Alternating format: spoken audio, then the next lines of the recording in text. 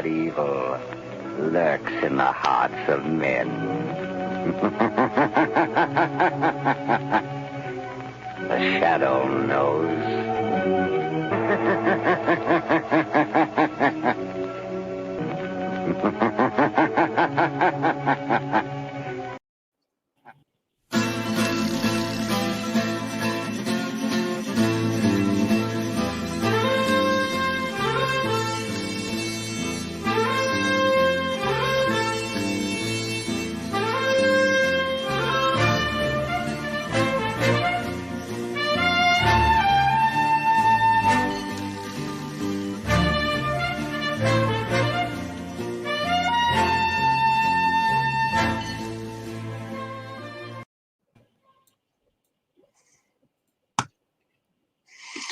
Hey everyone, how's everybody doing out there? Hola. And let's get this up to the next one so it shows a little better there. And let's see who all's in the side chat here. Nobody, it's a bunch of ghosts. Bunch of ghosts. Yep. Let's see, all right, Shadow's in the shadow. Phelan's got a flashlight. So do I. Jay says hi all. Bedtime Stories of Charles has night vision. Michael's here. Die Bullfrog. Jay. All right. First, now to qualify, what is the best state to bug out comes down to resources, and that's what we're going to talk about, Jay. Jay, that's exactly what this is going to be all about here. Is talking about what makes it the best place or best states, or what makes them the best states to bug out to. What, and it's not just personal opinion. Well, I was raised in Florida, so Florida's the best state, or I was raised in Alaska, so Alaska's the best state. Hello to 3D. Hey, 3D. So yeah, the topic is specifically, and I'm looking for those in the side chat to pop up with legitimate reasons why this state or that state's better, or this is a good reason why this state is a good choice. This has good water resources. This has good temperate climate. This is has good laws protecting the Constitution. Stuff like that is what we want to look for tonight. Yes. Okay. First things first. If we're going to talk about best places to bug out, that means places that protect the rule of law are non-existent. Just my personal thoughts. And I'll go ahead and start this whole thing off by, for me, and even though you said you didn't want to hear this, you're going to hear it anyway, Michigan would be the best place to be. Winter, water, wonderland. You have winter, which allows the ground to recuperate. It has ample natural water resources. And if you're in the right areas in Michigan, the growing areas are phenomenal. You can rotate your crops easily. It's, Michigan's one of the best places to buy beets. And that's just, beet is a staple. Yeah. As well as corn, wheat, flour. So let me bring this over rye, here. and stuff. So Michigan up here in the green. Yep. So that's just my take on it. Yeah. And I can see that. I wish the map had showed a little bit better. Natural state gardener in Homestead. How's things down there in Arkansas? I can see here that you're kind of protected on 3/4 of your sides. Up there in Michigan would be protected by water. Fresh. So yeah. But then now I'm going to play devil's advocate on this. Yeah, you got nice water on to protect it, and all that good lake effect coming in there. Mm-hmm. But see, I would move back to the middle of Michigan where lake effect snows are rare. Right. Would not want to live anywhere near Grand Rapids, Ann Arbor, none of those places like that, or near Detroit, because they do get hit with lake effect. Yeah. In the middle, up where I used to live in Mount Pleasant, The average snowfall is respectable. It's decent. It's not overbearing. You're not trying to dig through 20-foot snowdrifts like you would be up in the UP. So, given the climate, and of course, I grew up there, I know how to deal with that climate. I know how to plant in that area. So, um, it, it's got a time for rest as well as a time for growth. Yeah. 3D says it's hard to stay warm up. You have warm. no idea where she lives, though. I do. Where does she live? Way down south. Yeah. And Okay. I mean way down south.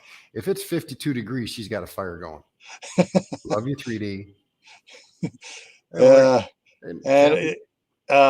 Natural State from Arkansas says, way too cold.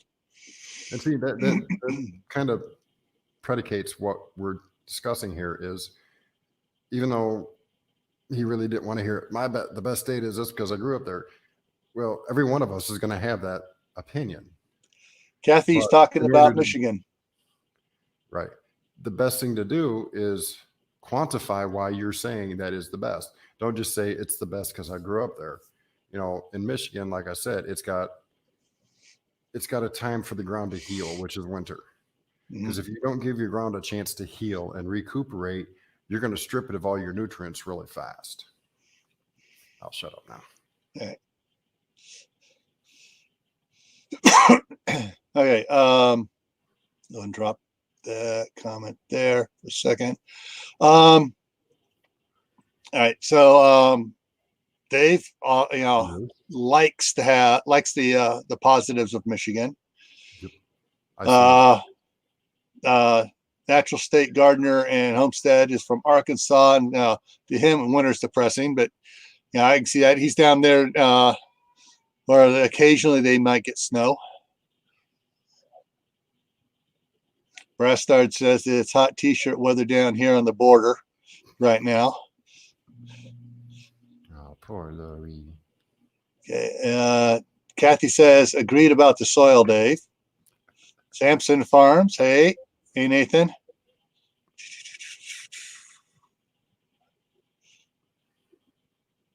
All right. Nathan says Tennessee is the best because, yeah.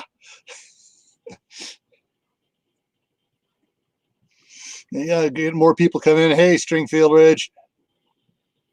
Good evening. Welcome to the show.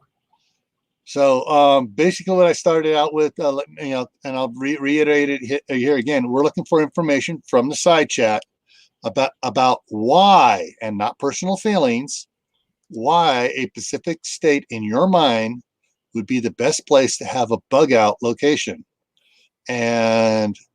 Or you want to call it by a different name, a redoubt, a retreat, the old proverbial cabin in the wood, the vacation cabin in the woods that is very hard to find. I will add something here real quick. Yeah. I've seen what 3D can grow down there all year round. Uh-huh. Unfortunately, 3D, I went to look to see what you've posted lately, and all your videos are gone. So I'm kind of depressed because I kept trying to send people over there, and now there's nothing there for them to watch. But I'll tell you what, if you have questions, hit her up. She has hugelkultur beds. She's got stuff growing virtually year round, and she's got more food than I know what to do with for 20 people. All right. Lori from Canada is saying Montana, mountains, water, trees, animals, 4 seasons. And Montana was one of the places we were kind of looking at when we were looking around. So, Uncle Al, so someone from Canada is saying, get the heck out of Canada, come back down to the United States. And what I'm hearing up there with Trudeau, whatever the doofus is doing up there, I agree. Come down to the United States. Again, though, if we're talking about bug out, redoubt, whatever you want to call it, rule of law is gone. Yeah. So well, it also depends how long too. Irrelevant. That's the other thing I need to make sure I add a link to here. In doing this, let me make a little note here so I do this right here. Definitions.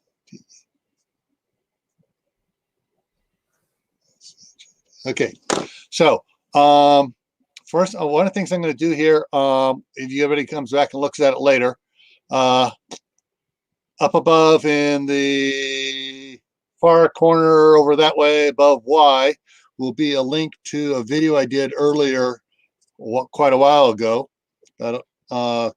called 15 Factors to Consider When You Buy Your Bug Out Location. And it was just things for people to, hey, think about this, think about that, think about that. So that's going to be over there. But the other thing, what Dave brought up, if the rule of law is gone, but it depends which one of the four categories we're talking about. Is it just a simple emergency that's caused you to bug out, or you're going to be returning back in, several weeks or so? Like from a hurricane, you're getting away from a hurricane, massive winter storms come in, you're getting out for a couple weeks, whatever. Is it a life-changing event where you may be losing your property, but the rest of the country is really not affected? Or is it an SHTF event which affects everybody in the country, and it's going to take 1 to 5 years to recover from? Or is it a true end of the world as we know it, where it's going to be decades or generations before we return to a level of living we're at now with manufacturing and everything? So a zombie apocalypse. Yeah, that type of thing. But one thing here, let me switch here really quick here. Down there, and I could have stood ground and been your sentry for you. You and Charles could have gone played in the dirt. I'd have stood guard. That's what I should. Okay. So one of the things, some of the things I thought that everyone needs to consider is, what makes that particular state you want to have your relocation to. Oh, she quit YouTube. Ooh. Okay. I'll tell you right now, that lady knows a lot. So if you have questions and you can't find anybody else, hit her up. I don't know if she still got her email. I didn't check to see if that was still up there, but if you see her, just ask her questions. She is very knowledgeable. She is as close to off-grid as you can get. Yeah.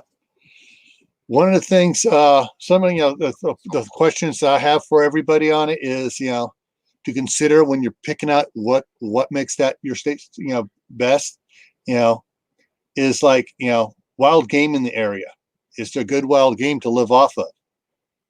How much land in wherever you're going to is there available for growing a garden? And what is the growing season?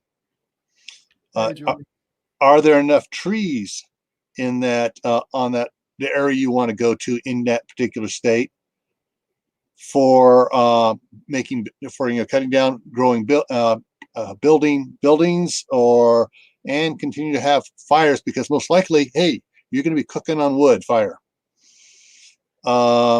Is there does that particular state have the availability to make power, such as be able to put up solar panels? Do you have good river flow where you can put in like a water wheel or a water turbine to generate, or wind for a windmill? These are kind of things. These are kind of the things I want to hear from you guys about. Tell me what's good about the state that you think is one of the best states to have a bug out location in. So, but if you're really close to California and you want some good smelling air fresheners, contact Julie. They were awesome, Julie. I took a couple slices, put it in the fan. Excellent air freshener all night. Sorry. Hey, she wanted me to do it, so I did it. All righty. So, go ahead and hide that back again. So yeah, like Jay says, types of timber, hardwoods, evergreens have different qualities, and you use them for different things. So if you have an area that has a good mix, hey, there's a good point right there. So again, that's why I like Michigan, because Michigan does have a very diverse wood population, shall we say? Yeah. Let me go back here. Let's bring this back up here. So Dave's voting for Michigan. Next contestant on The Price is All Wrong. is me. So I'm going to fire something off here real quick here. Now, obviously, I was raised in California. I was born down in Southern California. Lived my most of my life up in Northern California, right where the cursor's at in that area there. I have traveled through California, Oregon, Washington, Oregon, Montana, Wyoming, Nevada, Utah, Colorado, Arizona, New Mexico, Texas, Oklahoma, Kansas City, Nebraska, South Dakota, North Dakota, Minnesota, Iowa, all these down here. I haven't been to Ohio. I haven't been to Indiana, Illinois, Wisconsin, or Michigan. I've been in Pennsylvania, West Virginia, have not been in South Carolina, North Carolina, Virginia, Maryland, DC, New Jersey, New York, or anything up there. I haven't been in those. I have a unique perspective. I've been in all 48 contiguous states. Yeah. And I have not been to Alaska or Hawaii, but the rest of my family went to Hawaii when I was off doing something else. They went there on a 2-week vacation trip. When I say my family, my parents, my brothers, sisters, and all them. Excuse me. So I'd been around. I looked at things. I spent time in. I'm waiting for it, Jay. I spent like a year in West Virginia. West Virginia was really nice. I liked it. Good country out there. There's a lot of stuff to be out there. No, I'm not going to sing I've Been Everywhere, Man, because I don't know the words other than that. I might sing Take Me Home Country Roads because I lived in West Virginia for a year. But I'm not going to do that either. Thank you. Because right now I'm a bit off key with congestion. No, I don't have the dragon. I have grandson baby snot dripping cold. Every time he comes up to me, he snuggles on me, and I keep recatching that whatever nose cold he has. But in my looking around, I revisited everything, did a lot of research. A couple of years I was doing research, which is where I was going to retire to. Excuse me. And I was bouncing between Montana and Idaho, and checking out the availability of something that I'm going to need as a senior citizen. I picked Idaho because where I picked, I got two major medical centers within 20 minutes of me, either direction, north or south. So, an SHTF situation or an end of the world, there's still going to be medical people and stuff I can bring into my group down here to help me. So, but Idaho weather's grown. This has been a really bad year, but if we had the Wallapini in, like a Wallapini in, like I want to get built in here, once that's in, it ain't going to bother us. Another thing I like currently right now beforehand, hey, you do not need, they got rid of the requirement to have a concealed weapon permit. You can carry loaded, concealed, A-OK, open carry concealed, open carry loaded, A-OK. So, and there's elk, there's deer, there's I heard up in the northern part there is moose. I'm not sure how far down they come along the Tetons, but there's a lot of wild game. Got the Snake River with fish in it. Got a bunch of other stuff with fish in it. So that's one of the reasons why I chose Idaho. Now, everyone, let's hear some of the things about what state you would bug out to, even if it's a state that you are currently in. Why? What makes it so good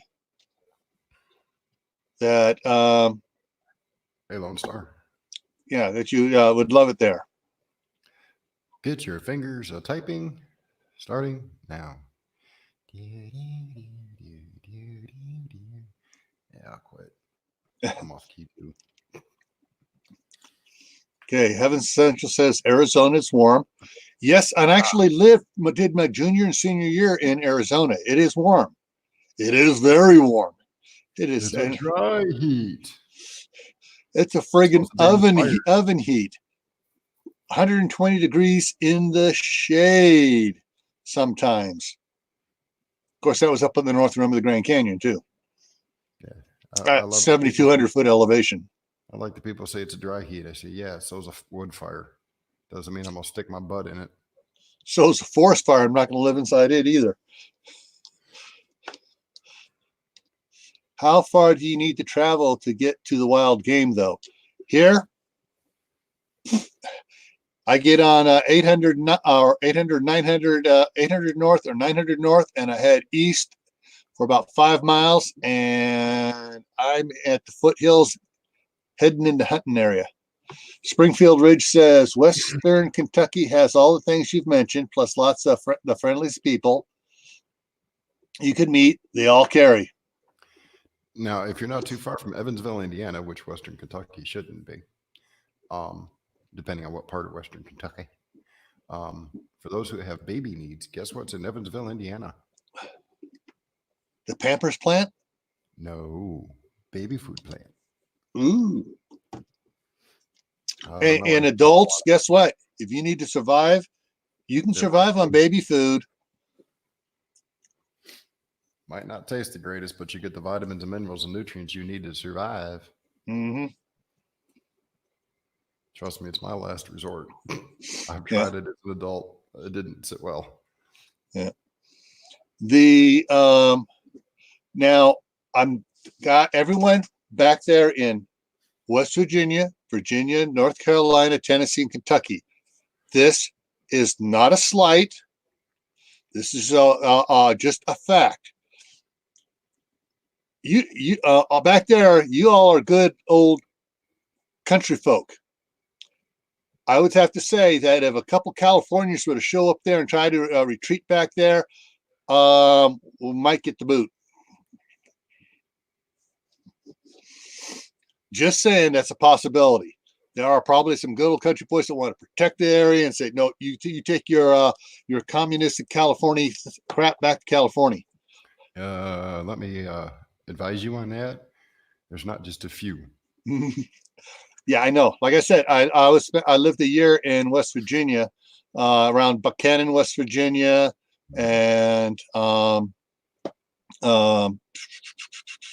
Weston, Elkins, a few other places. Yeah, I might be right though.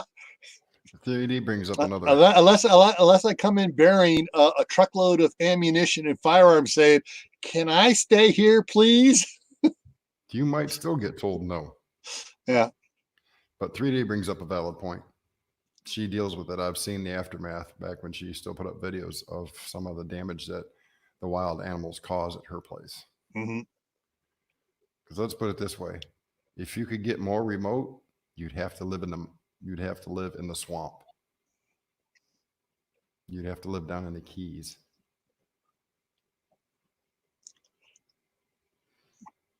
All right. I know Nathan said I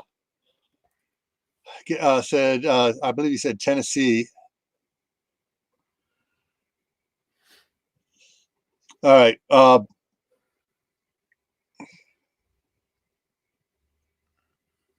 So there's a reason right there for the Western states, and I believe Brassard is down in New Mexico.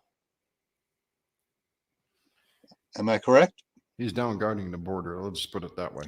Yeah.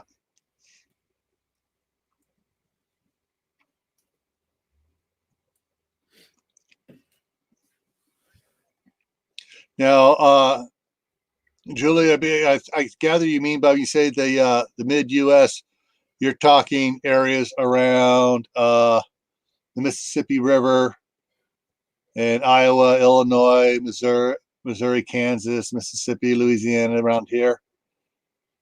I'm not Texas starts getting a little dry up here. Oklahoma does get rains, because I've been watching Daniel and about his property there getting high floods and stuff.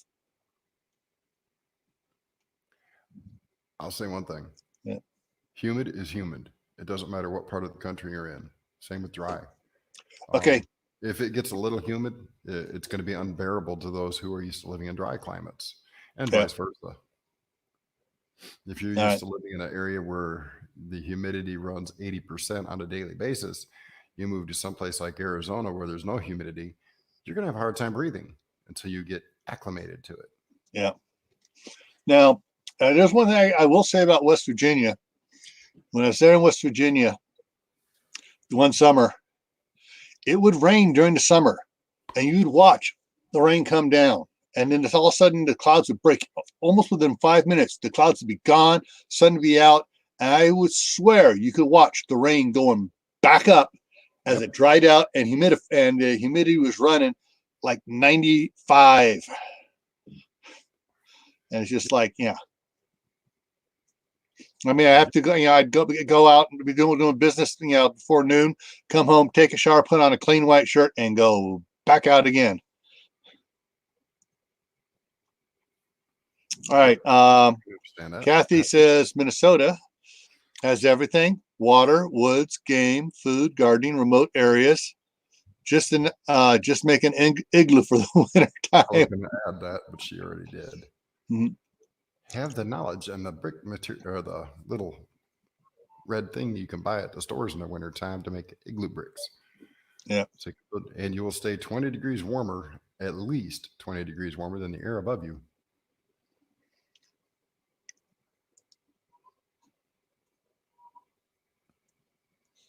Okay. Not much easy resources in the Dakotas.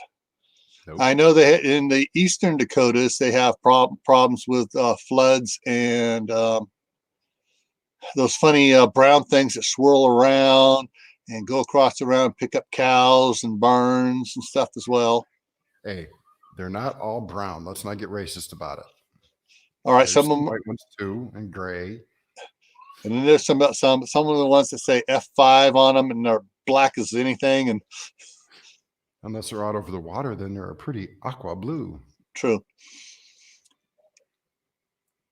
Just got to watch out for the sharknadoes.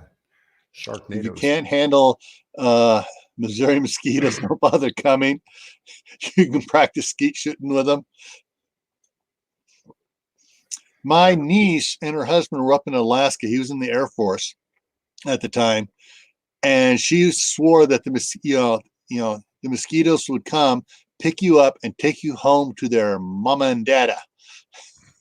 Yeah, but see, when you get way down south, it ain't the mosquitoes you got to worry about.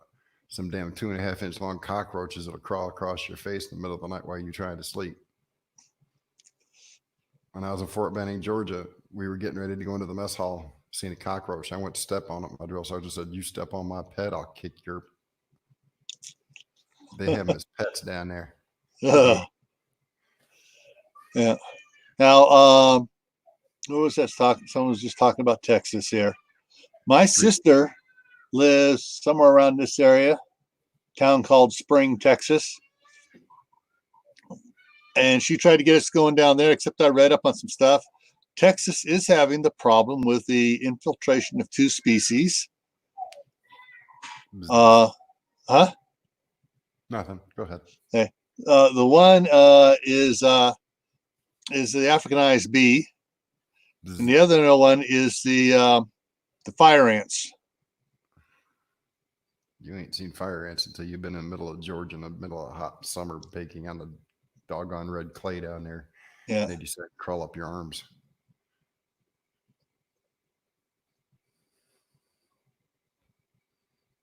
Scott is live. He needs to be learning to be consistent. Dude. Yeah. He knows, and he got the email too. I have to go over there and slap him, sometime on one of the channels there. Of course. Scott, You're fired. Scott, I'm going to talk to the governor, and we're going to ban you so you can't move to Idaho. You have to stay down there in California with Steve. Can I have his house? I promise I'll finish everything he started.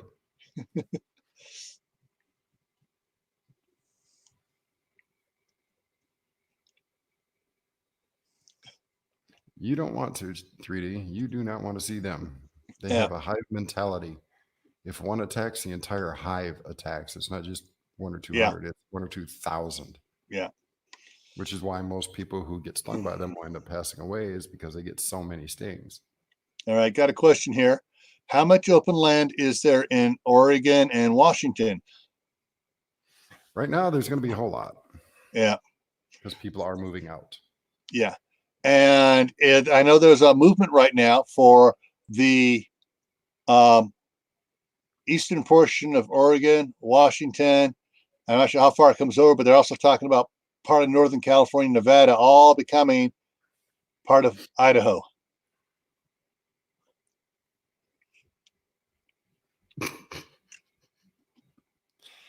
Well, that's what happens when you spend too much time in California.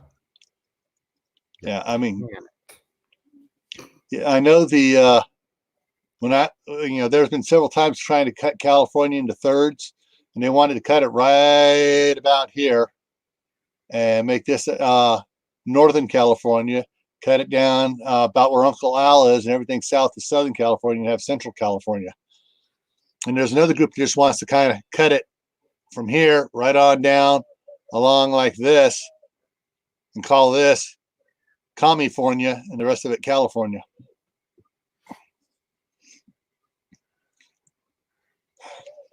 But Snowflake Haven.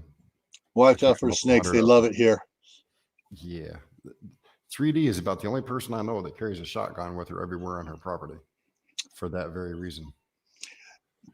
Jay, actually, you need to go for the most part. In Southern California, you can do that down on the border. Yeah.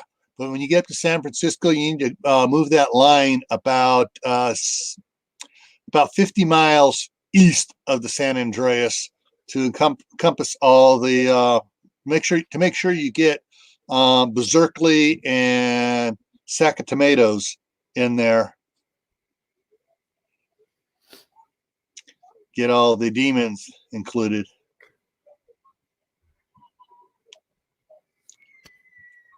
All right. Scott's giving a live view of the stories. Of the stores. Sorry.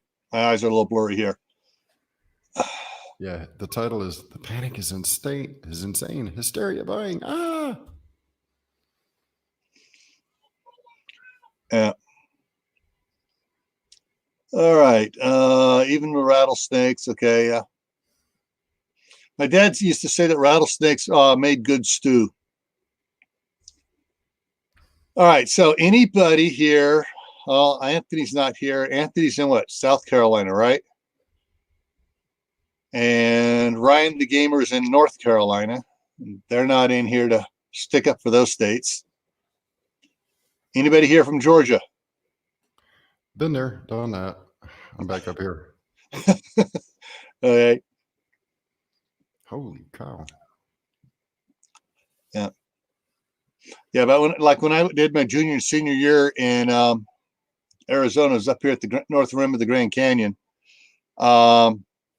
We had a construction crew from Phoenix who'd spent most of the summer working outdoors in their shirtless state, come up there and try to work out without their shirts up there. The first day they did it, they're all out there working. The next day, they all have their shirts on and moving very stiff, going, ow, ow, ow. They got totally sunburned because they were several thousand feet higher in elevation where the air is thinner, and they really got fried. All right. Jay has a good point there. Oh, wrong one. There we go. This is very true, Jay. Uh-huh. Dang. And back in my video, 15 factors considered, that was one of the factors I had in there was, what is the population going to be like near wherever you were going to? Yeah, so, but, okay. Just as an update, the store Scott's in right now looks like the store's down in Venezuela. Nothing there. Pretty much nothing there. Yeah. So, something else you may want to consider in what you think why you want to go to a certain state or a certain spot, unless you're already there. You probably already figured this out, but what sort of events could happen that would make you move to there? And my other video, which was the definition of emergencies part 2, really laid stuff out like that. And so I'm going to put the link to that once again up over in that corner of the video above why. Once this all I'll put those links in tomorrow. I'll tell you though, those who keep saying the Midwest states seem viable, if you ain't used to winter, you ain't gonna like it. You better find someplace to get you acclimated to the weather before you make that journey. Yeah. Because it's just like me. There's no way I can move down to where 3D's at right now and expect to survive, because I'm not acclimated to that weather. Nor would she be able to come up here to Ohio or Michigan, where I've been or am at, and her expect to survive with the way she is currently at right now, because she's used to getting 3 pulls off her crops. She comes up here, she's going to get 1. So getting acclimated, be it yearly, semi-yearly, every quarter, going to an area to get acclimated and trying to get used to each season. Hey, Wayne. Yeah. The Kathy, the video I'm going to put a link to later on, because I have to do it after it's been live and I can go in there and put it. But let's see if I can find it here real quick. It's definitions of emergencies part 2, which is looking here, trying to find it here. Communications, scroll back. No, that's my 3-knife challenge. When plans go awry. Nope, that's not it. Okay, no, that's the first one I'm going to be putting in there is video 101 before you buy your bug out location. But the other link I was going to put up in here, if I can find it here.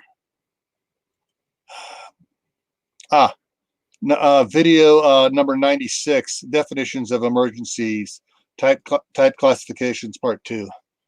But those will be, those are a couple of videos that, I put a lot of information in there for people to consider if they have not already where they want to be, or if they want to have a bug out location from where they are.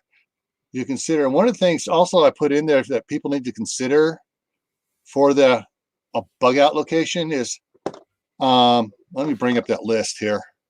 And Jay brings up a point while you bring that up. Yeah, right now, currently, East and West Coast are overpopulated, in my opinion. There's way too many people per square foot. And all those people have already got in their brains that they're going to run out to the country. Yeah. So after about 6 months, when the city's finally empty again, you can actually go make a homestead in a city, because they're all going to be out in the country trying to kill each other off. Yeah, exactly. Some of the things you consider is, one is what is a reasonable distance from where you are to where you want to, to your bug out location from where you live. And the other thing is, number 5 here is, what type of events might occur at your current home that would prevent you from being able to travel to your bug out location, your redoubt, your retreat, whatever you want to call it. And you got number 8, population in the area, which Jay brought up. What is the water situation there? So we've already been talking about a little bit.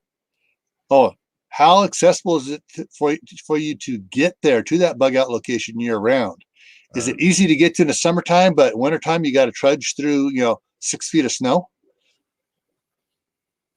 So those are just some of the things I was, considering about, what when I picked out Idaho for where I moved to. But what sort of bug out locations and stuff you might need to go to. How far away do you really want to travel to a bug out location? How far away or how close is the safest distance from your house to have a bug out location?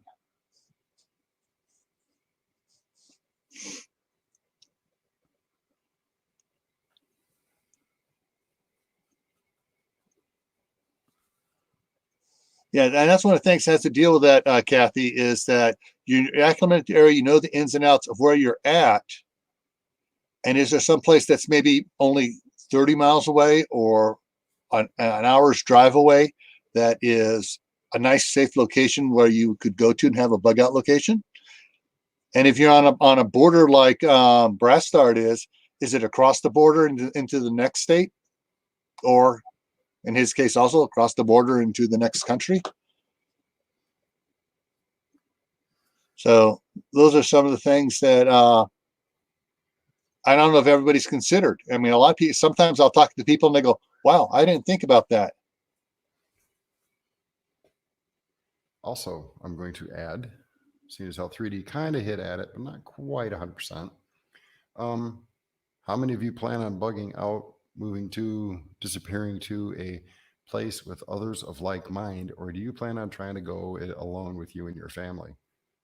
I'll tell you right now, all the research I've done, all the dummy college educated idiots I've ever spoken to have said that it takes a community to survive. And guess what? It does. Yeah. Without a community, you ain't going to make it. Now, some people have at their current location, they've got food, they've got their water, they've got a home, but they've got less than 25 people there. In a true SHTF Tetwiki end of civilization as we know it, you're going to need a group. You're going to need security. Mm-hmm. So without that, your chances of surviving a roving band of idiots is slim. Yeah. And that's an upcoming video I have, which I'm still working on, is talks about the different types of prepper groups and which one would be a best fit for you. You know, what are the things you need to consider before you pick one to make one that's the best fit for you. Oh, stupid. Hey, Suburban Homestead, Wyoming. Yeah.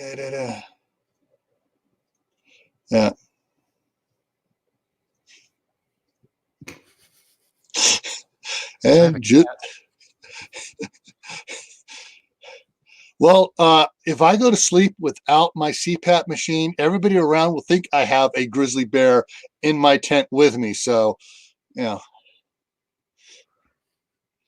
that's okay. Suburban Homestead, Wyoming.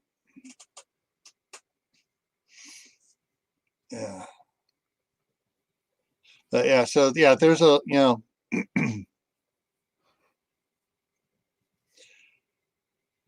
there are a lot of really cool places in this country. This country is loaded with great places. There is also a lot of, I think just about every state has, what do you call it, wilderness resources areas to go to. And in one of the books I read, that was one of the things they did is they weren't planning on it. They were just starting to get, into preparedness when the event happened in the book. And they vacated to a national forest to begin with, and they moved to another national forest, and they got to an area where they were safe to be at.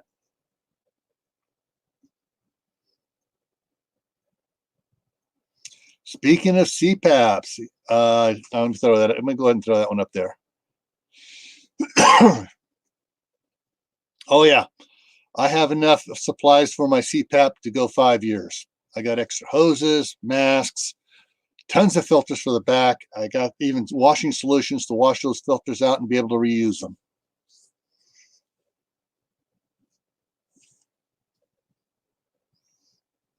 But everybody else, do you have a CPAP?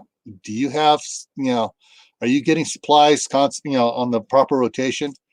Something I learned real quick is that a good CPAP mask in the hose, they said that to replace them, the insurance company will replace them every 6 months, but they'll last a year easy. So you keep getting them every 6 months. You have a supply set aside.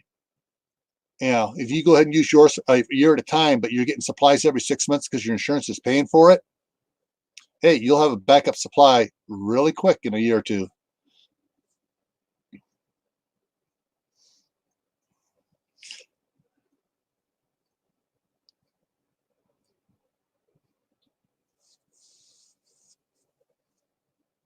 Yeah, there are, Wayne, yeah, I agree. You're out there where it's a good ways away from everybody.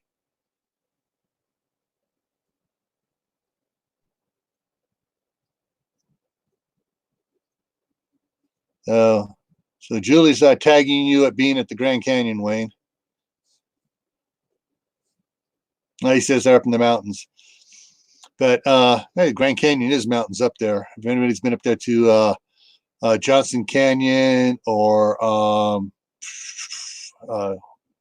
Monument Valley, that stuff is really nice.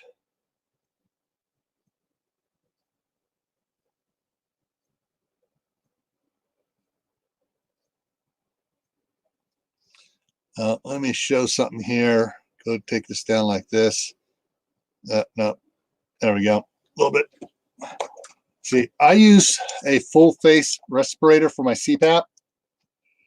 This one here actually has been, I'm on the, for this one, I'm on, I think I'm on 18 months on this one here, and it's still in good shape. I take good care of it.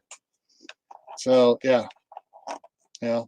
same for the hose here. I take good care of my hoses and test them and check them. And so mine are pretty good.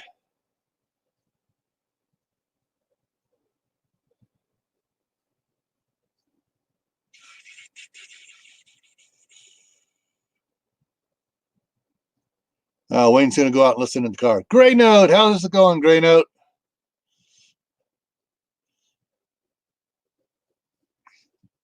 So I had actually looked at going down to Kansas or Oklahoma a little bit, but I can deal with earthquakes.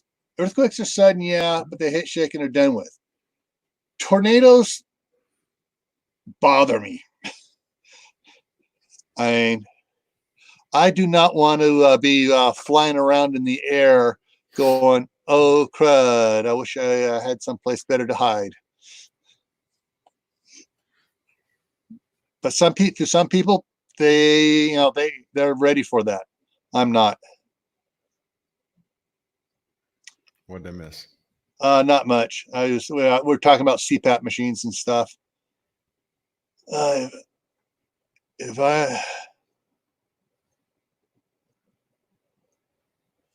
With things, yeah, you can't run people off. But hey, you might try making friends with them and getting them into to forming a preparedness group that you could join.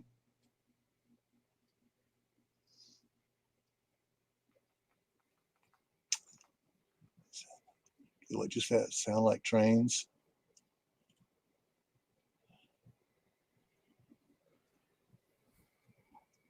The oxygen machine, the only one I know that has an oxygen machine, and he uses it, is Will at Just in Time Prepping. When my mom was diagnosed with Lou Gehrig's disease, we had one in the house for a little while, but I'm not familiar enough with it to say I can offer any assistance.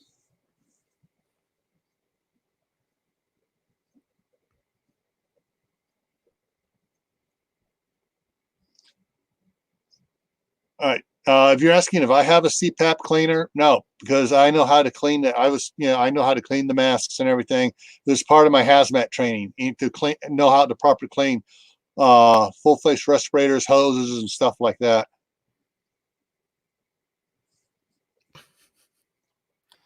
I agree, Jay. That would not be a pleasurable experience.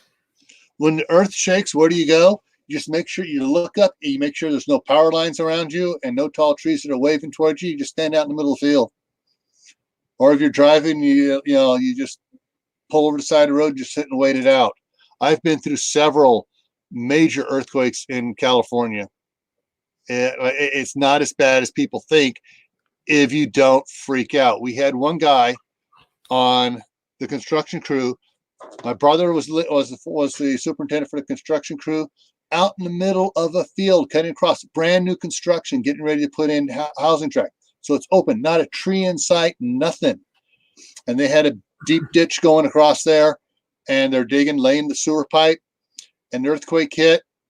The one guy went running around in circles, ran over and jumped in the ditch. And everyone else is just standing around looking around. They walk over to the ditch, and when it's and look down and go, "What the heck are you doing?" "Oh, it's an earthquake." "So you're going to crawl in the ditch where the ditch might cave in on you." "Smart." "Well, a tree might fall on me." And they all looked around. Tree. "What trees? We're in an open field.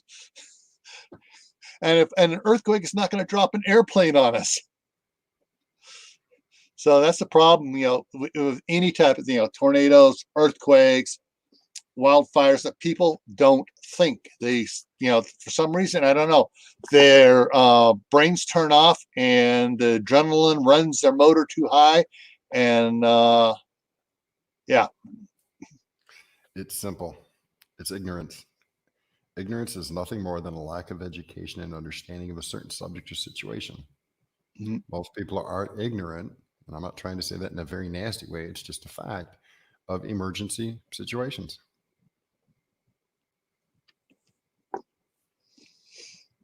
Exactly, Kathy.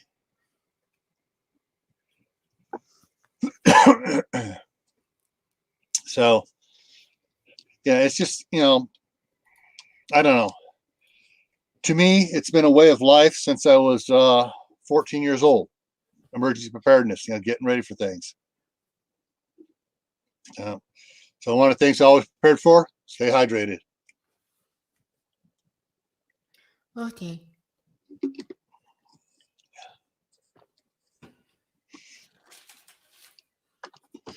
Yeah, the first time you feel even wrong one. There we go. One above it shifted.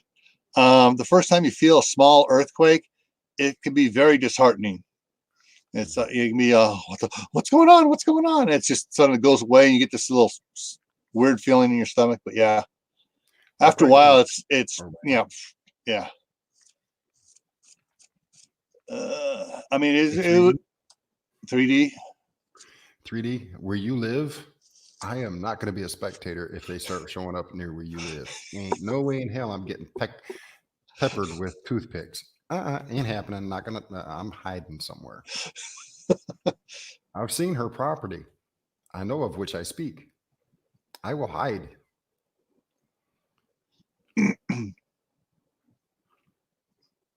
Yeah.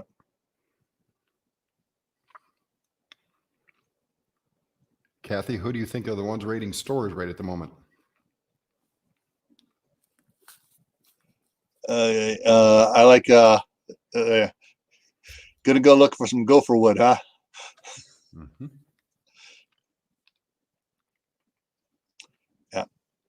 Yeah. Last night's live stream, I had the perfect slide that denoted those type people. They were the ones that had devolved from upright people into sheeple. The government's going to save us and protect it. That's what the government's for. Bullpucky. 3D, your goat pen looked pretty darn solid. I think that's where I'm going to hide.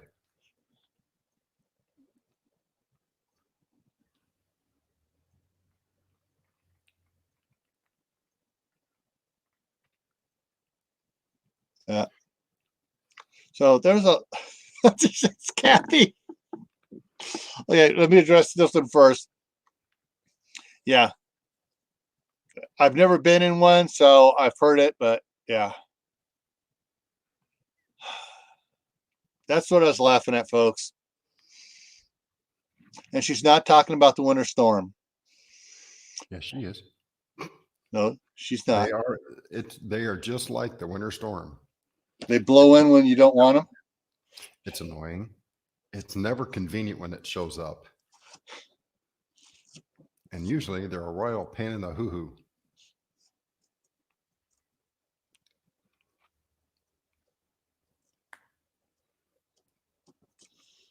Yeah.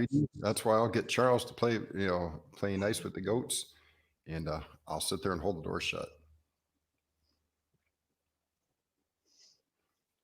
course, folks, she does have a kind of an ornery old goat down there too.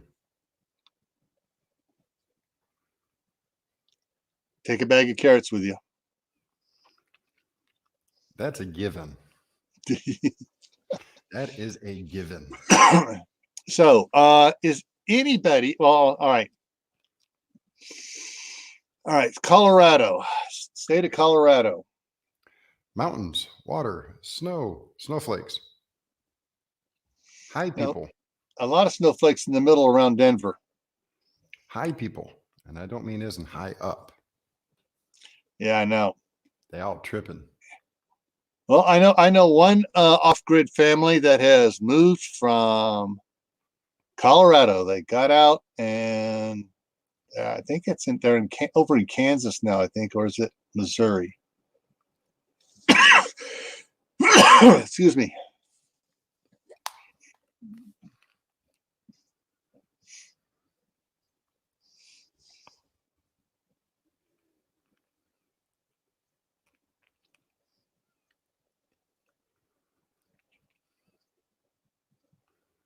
You're not the only one, natural state gardener.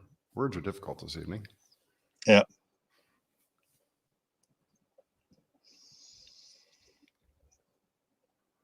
You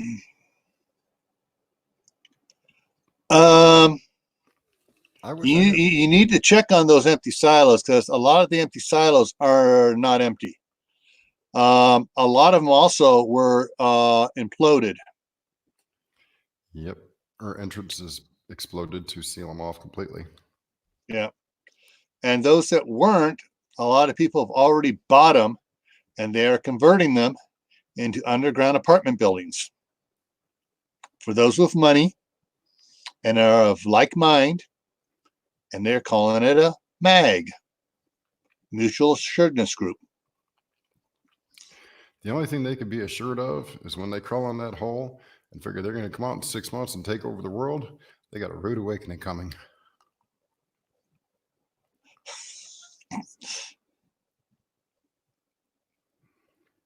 Actually, Jay, that's a perfect combination, because they'll be the first ones to fall off the face of the earth when it happens. Yeah. Yeah, natural state gardener. If they push dirt in the ones around you, that might be worth money of buying that property and getting a group together. Because if they just push loose dirt in there and then pack it down in, guess what you can probably do fairly easy, since the concrete is still intact on the sides. Be easy to dig it out, and you got yourself an instant underground building there. The only downside to that is the amount of water that'll be built up in them. Yeah, in the bottom, you just once you get down, you start pumping it out with the with it.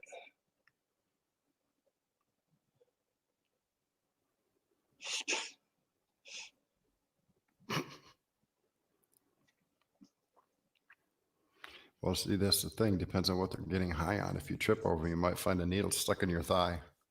True.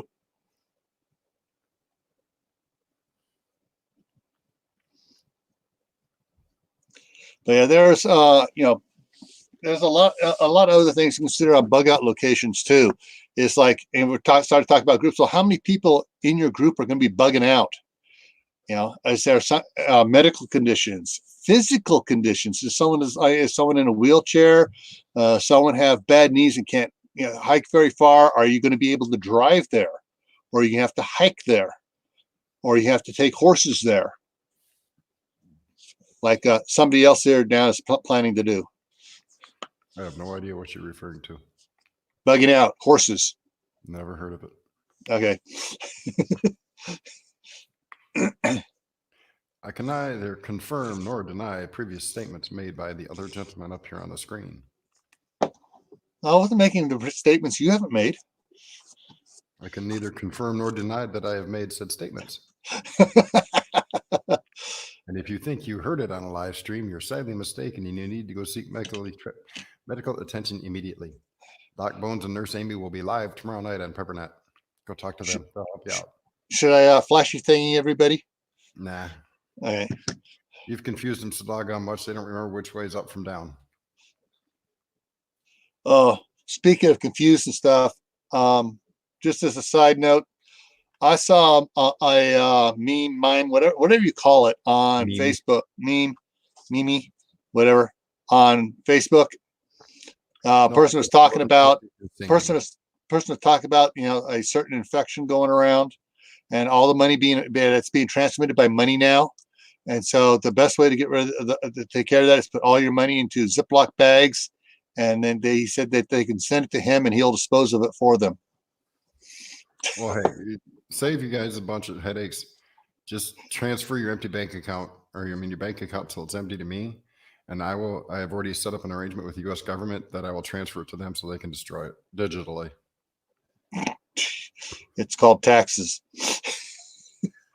Well, I got to get my taxes out first. Yeah. Wealthy. Yes. Yep. Come on. There's no such thing. Bill Gates doesn't have 3 of them, one in another country.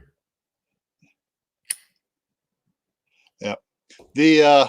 I actually was looking, my wife and I actually started looking at the silos up in Idaho here, and we were about 2 years too late in getting one. A natural state. I got less than that. That's just saying. I went to the store yesterday to pick up on a few things that I thought I might need, which were no longer there. So I got things I didn't really need but wanted, like a bag of chips. Lots of chips in the aisle. So I went and got a bag of chips. Yeah. I'm certain there's a person in Nigeria that will take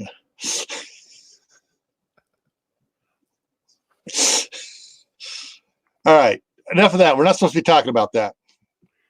I violated the rule. Bad Gil.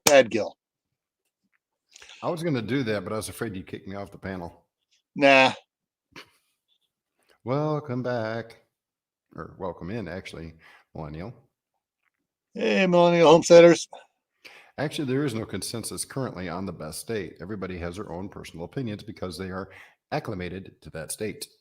And acclimation is one of the things some people have considered, but there have been a couple states that have had good points brought up about them, basically considering growing seasons, wood, water, food, animal population for hunting. The states have areas where they are a good distance from major population centers, and most of the states listed are a very good distance from the coast, where all the Looney Tunes have been taking over and converting those states from republics to socialist satellites. National State Gardener. No, you can no longer get that snake oil, but if you contact Kevin's Essentials, he's got some essential oil. Mm-hmm.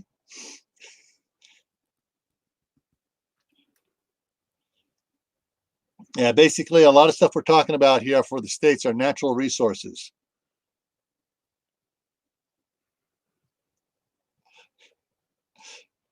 Holy cow, you got to register your well. Where I missed that. Where is? Huh? Millennial Homesteaders. They are in BC, which is British Columbia, Canada. We have to find. Well, it's BC. That's basically communist, right? Sure. We have to register our well. What happens if you don't register your well and you don't tell anybody you got it? They're going to ask, how are you getting water into your facility? We're recycling our pee. That is an even bigger tax. I think I'd rather register my well. 3D, there is ups and downs to southern Missouri.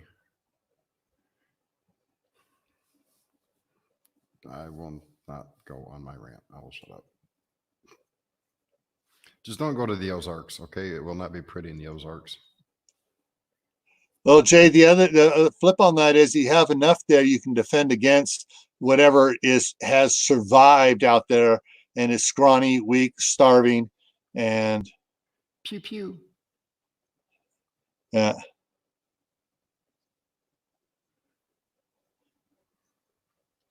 Yeah. I'm about 16 miles away from two essential targets: Walmart, Sam's Club. Oh God. Well, I live right next to a first strike target, so if something like that happens, it's been nice knowing y'all. I won't be around anyway. So I mean, if it comes down to that, I guess I'll be fortunate. I'll go quickly.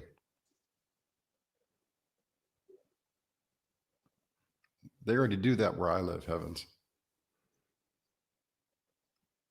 Uh, They already charge for water in most of the cities here. they put meters on your well. Well, for in the city, they have a water line that comes in. There's a meter on that water line. Yeah. But I mean, if you have a private well on your property, they want to come in and put a meter on your well. Yes, they do. Well, that's why that's when you plumb a bypass around it, and it goes up maybe 5 gallons. Oh, yeah. No, we were conserving water. We learned from California how to conserve water. That's where she lives. Southern California. She lives up higher. Now, is that's got to be your particular county that's doing that, Julie? Yeah, it's got to be a county thing. And you can fight that one fairly easy because water rights in California are still protected. Protected from who and by who? They're protected. by They're protected from anybody coming in and taking it or charging you on it. And if a county's doing that, they need to be sued immediately and given and get a court order for them to cease and desist. Glock, that would be California. Like I said, it's becoming a communist state.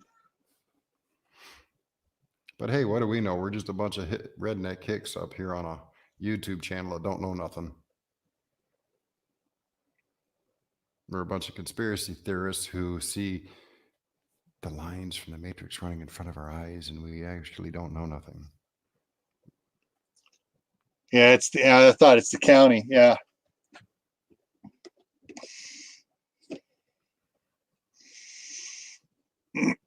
Kathy's trying to put herself a little mag together up there. She's already invited Charles and I. She just invited Julie. So let's just all just move up to where Kathy is there. And for you guys that aren't acclimated to winter weather, we'll get you acclimated pretty quick. Yeah, come up in the summertime, and then you can slowly get acclimated as it moves into winter. Don't move up in the wintertime.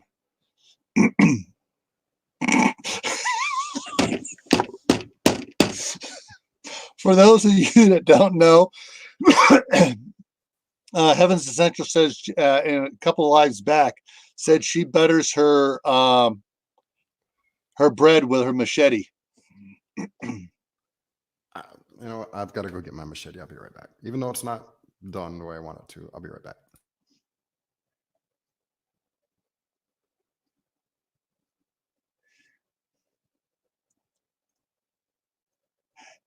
Yeah, I was wondering that too, Jay. So when you're digging your fence post hole out there, was there a water line under there, or was it actually that close to the surface?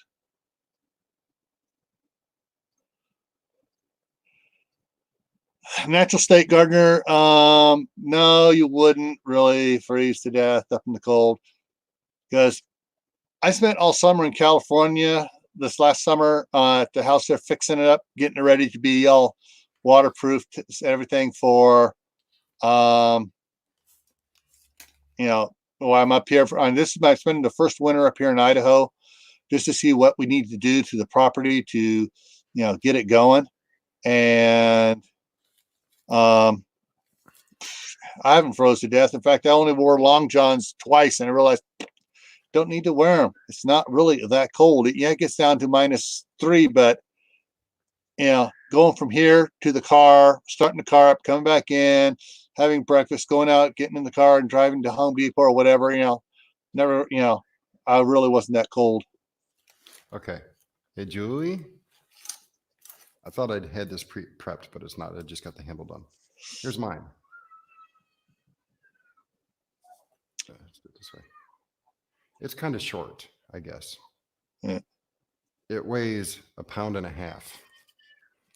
And it works great as a small hatchet, too. You would not want to butter your toast with this one. You'd be shaving your toast off into little paper-thin slices.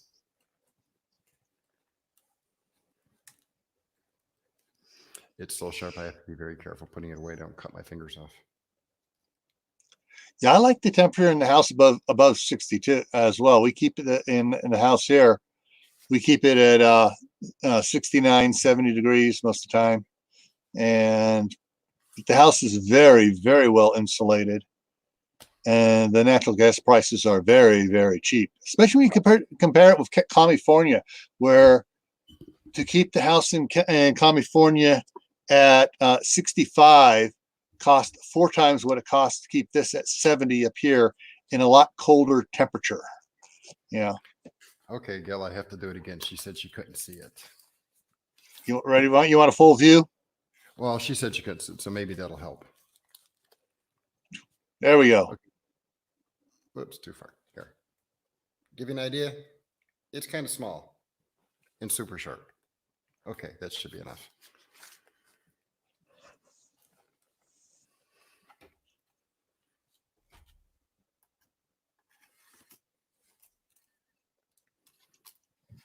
Now to put it away and not cut my fingers off. All right, everybody, get your butter knives out.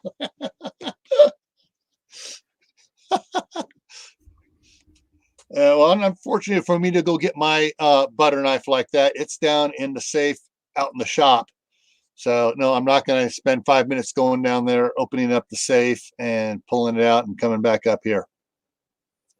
Oh, but man, if you really want to see it, you can check out my 3-knife challenge, which I did a ways back. There we go, a ways back.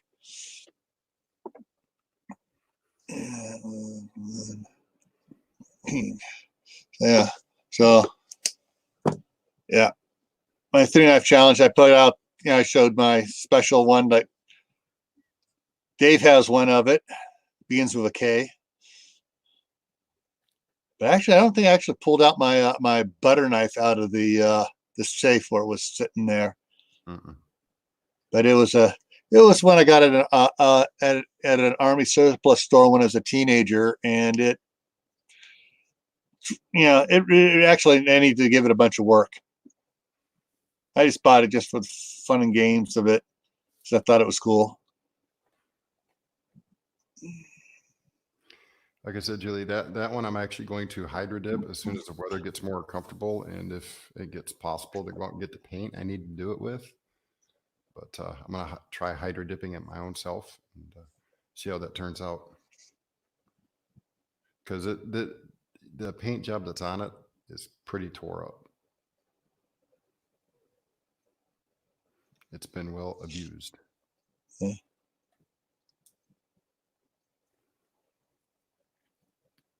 If you've got a weapon of some sort and you ain't practicing or using it for its intended purposes, it's worthless.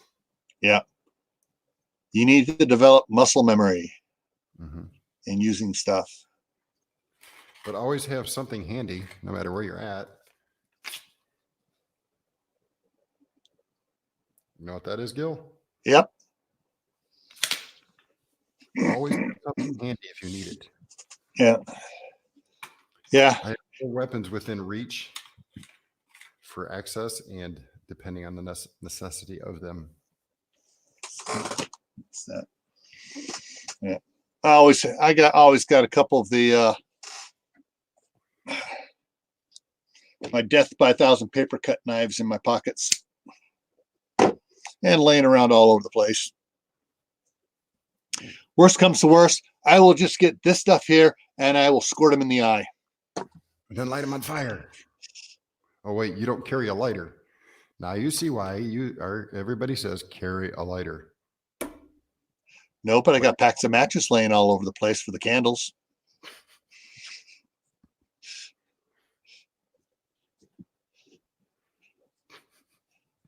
I'd look like David.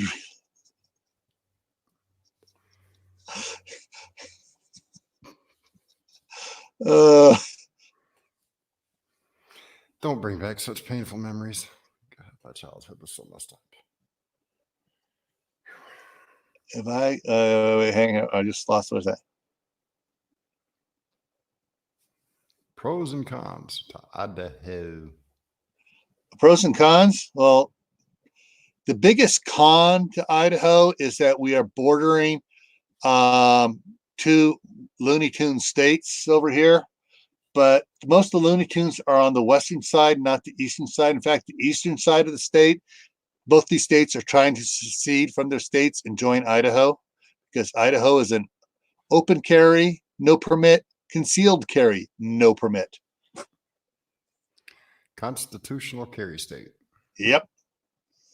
And yeah, Jersey is a city or state, I mean. And we have a lot of there's a lot of cattle grown here in Idaho, a lot of potatoes, a lot of sugar beets, a lot of alfalfa, a lot of good stuff. Oh, and it's still illegal to have marijuana here. Yay. All the more reason to move there. Yeah, you don't have to worry about someone go crunch into you. Well, I don't drive anymore, so I don't have that worry. Yeah. West Virginia prepared mind. Good evening. Come on, get back over here. Down there. Hey. Yeah. I when I spent a year in West Virginia back in I agree. 79. I agree. And I really like the town of Buchanan, West Virginia, down there in the middle of the state. You know, it was fun driving the logging roads in a Ford Pinto. Yeah, that would be kind of interesting. Almost as much fun as in a Chevette. I've owned two of those in my life. They were fun. Yeah, here's a big con for Idaho. We have some severe traffic jams up here that take you a while to get through them. It's called a piece of farm equipment with 3 cars backed up behind it. Hey, that's better in some other states where you get stuck behind the Amish or Amish, depending which state you're in. Yeah. There's nothing worse than trying to drive from Pennsylvania into West Virginia and getting stuck on a back road because that's where the place you got to go to is, and you're going through Amish country. Yeah, Amish country ain't bad. Real friendly folks. It is on a Sunday when they're all headed to church. And there's like 22 horse-drawn carriages in front of your semi, and you're in first gear creeping along. You don't want to hit the air horn. You'll get shot. Yeah. You don't try passing them. You'll get shot. You wait for them to politely invite you to dinner and say, yes, sir, and yes, ma'am. Yeah.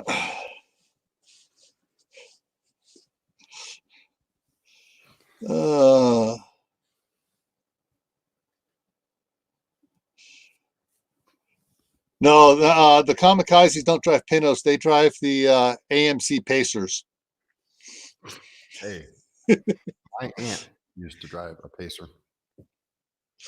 All right. Can anybody name the most famous Pacer in the world? AMC Pacer. And I'll give you a hint. There was in the background a song playing by Queen, and everybody in the Pacer was doing this. Yes, we all know. My favorite was the Gremlin. I had a Gremlin once. It was running on 3 cylinders, but it ran. You mean they had 4 cylinders? No, mine only had 3. Yeah, I'll tell you, they got it. Party on, Garth. Yeah. Wayne's World, Wayne's World. No, not Bill and Ted. Hey, you got to give her some credit. She tried. Yeah. They may have been ugly, but mine was fun. It had Yeah. air shocks at the back end. I could get it to sit like this on the street. It looked so cool. Back when I was young and stupid and money had no object. Oh, good grief. I don't even know where I threw it. I threw it somewhere. Who cares?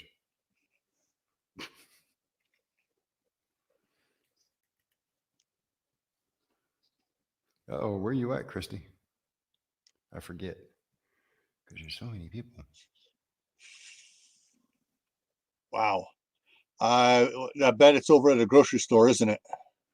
Well, like I said, before you and I went live last night, Gil, there was a couple gunshots here near me. Mm. I'll tell you right now, if I start hearing lots and lots more, I will have one in the house. I'll deal with repercussions of it later. Yep.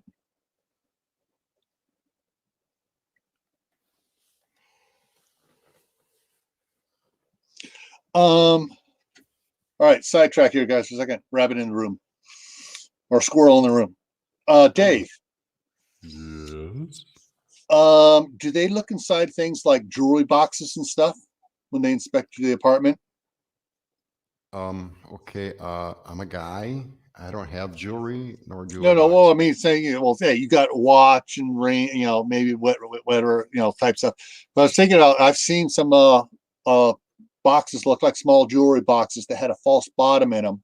I am not admitting, denying, or otherwise affirming or not affirming any secret locations I may or may not have inside this humble abode. I was saying you had that. You throw in some stuff in there. Oh, these are my mom's keepsakes and stuff. Are they going to go digging through that to see what's in the bottom of it? I do have secret locations here in the apartment. All right. 2 of which are not easy to get to, but they can be got to in an emergency. Exactly.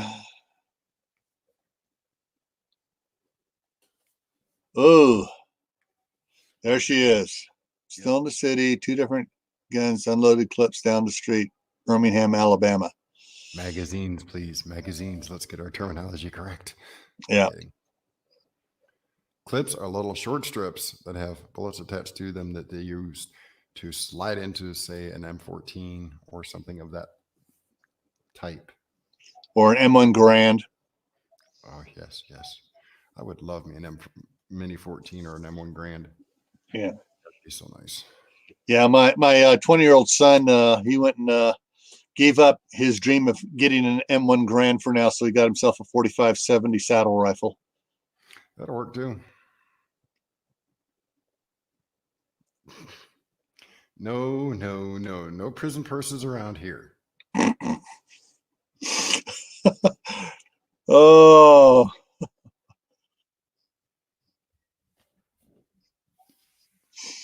Problem is, he doesn't have any females in the apartment.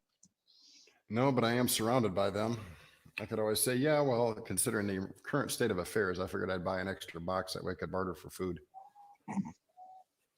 That's not a bad idea. No, actually, it's not.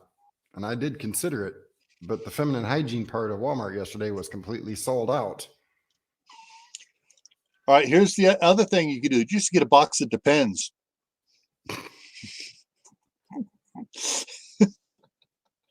Well, see what you do. There's an easy way to find, and here's a trick for some people maybe. Welcome back, Lori. Hey, Lori. You get a box of Depends, and what you do is you go outside, you make up a little bit of mud, and you get some brown pourable paint, mix it in with it so it looks really crappy. Put that on the rubber gloves, put that on top of the box, and get some yellow food coloring and dribble it down the side so it looks like pee and poop all over the box. They won't touch it. Yep.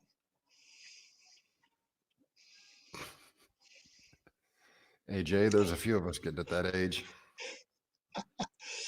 The diaper genie, the pail you put the disposable diapers in. Mm-hmm. Nobody's going in there. Well, see, I could fix that because all I'd have to do is throw a little bit of cat litter at the bottom of it so it would have an odor. Again, with the dirt and brown paint and some rubber gloves on the top of it, and maybe a Hey. wadded up one folded up, you can make it look realistic. Triple liner your cat box. Put it in underneath the liner or in a Ziploc baggie under that. You have no idea what my cat is capable of. Mm. My cat would dig it out to play with it and probably shoot me in the rear end. Live stream, and all we'd hear is, and I'd be going, ow! And that would be the end of the live stream. All right, Lori, what you walked in on was Christy Bates posted that Betts posted that she heard gunshots, down the street from her, like two different firearms emptying out everything they had, and then we started, and someone else said that they heard shots, and Dave mentioned that he had heard shots the other night, and he was thinking about getting bringing one into his apartment, but they search his apartment all the times, once a month for inspections because it's in a stupid, really socialistic housing authority, and so he was trying to figure out places for him to hide it in his apartment. Oh, I have places. I don't want a German Shepherd. I want a Belgian Malinois that is formally police trained. I know all the proper commands. Matter of fact, on my Discord channel, and I'm actually going to redo it so it can be posted as a document that you can download and read. But I'm going to go back and redo it and repost it so people can download it and keep those commands handy. Because in the event of a life-altering event. See you later, West Virginia Prepared Mind. Excuse me. You might want to know those commands should people come upon you with growling, snarling dogs. Knowing those German commands may save your life. Mm-hmm.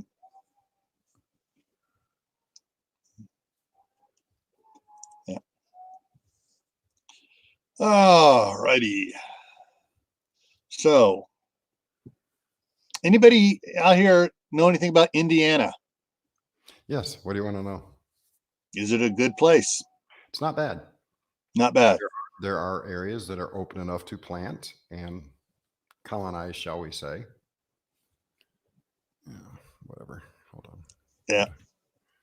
And the weather is generally not too bad, but as is most of the areas over here, you can get hot days and you can get some mighty, mighty cold days too, especially the closer you get to, say, Michigan City, which is right there at the bottom of the lake. Right up there. Right up here.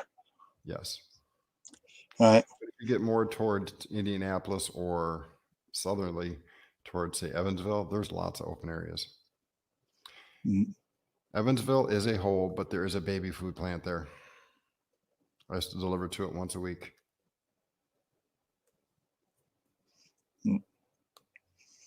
Christy says if my voice changes, her dog goes on alert.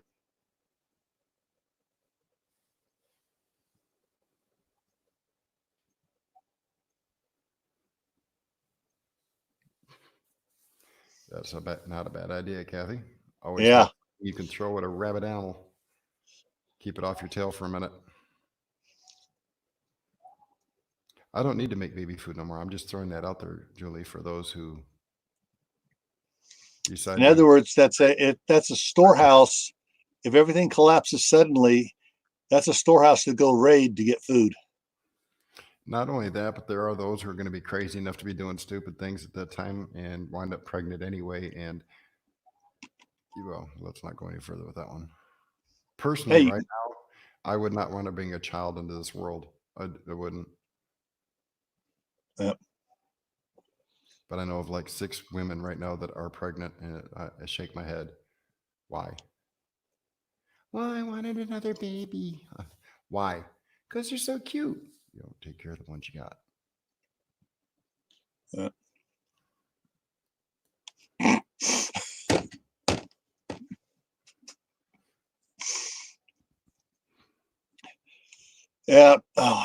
My daughter's dog was the same way. Only he would pee a little if he got too excited. He was like, "Oh, Castleford!" You start petting me.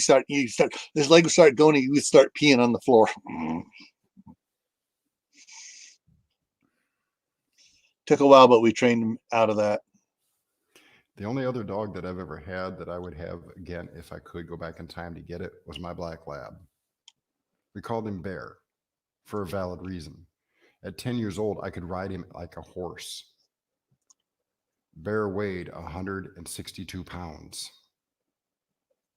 Yep. He was jet black. And if he kept his mouth shut in the dark, you couldn't see him. If he snarled, all you seen was pearly whites. That was it. They looked like they were floating in midair. He was a scary sight in the dark. Yeah. Go ahead. Finish No, up. go ahead. My cousin, when he came back from Vietnam, he was a dog handler in Vietnam. And he started training dogs, but he didn't want to train German Shepherds. He started training St. Bernards. He had one St. Bernard called Bono that was so big. I mean, he dwarfed the other ones.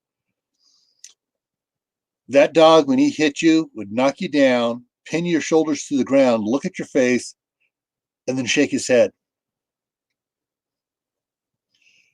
And then you get off, you spend the next 5 minutes getting St. Bernard snot off your face.